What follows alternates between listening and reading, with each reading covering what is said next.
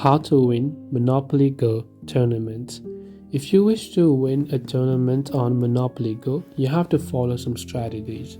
First is to maximize dice rolls. You have to save up your free rolls and use them strategically during tournaments to earn the most points. You also must complete your boards quickly and focus on finishing boards to unlock multipliers and rewards. The third is to basically use boosters, so you have to activate boosters like dice multipliers to gain more points for each roll. Now target events. Just participate in time limited events within tournaments for bonus points.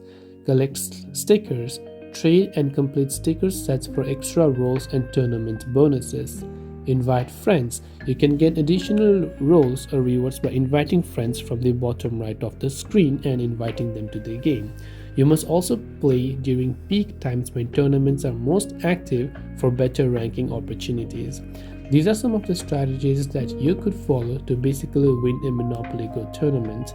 I hope this video helped you. If you have got any further questions, feel free to also leave them down below. Thanks for watching and see you in the next video.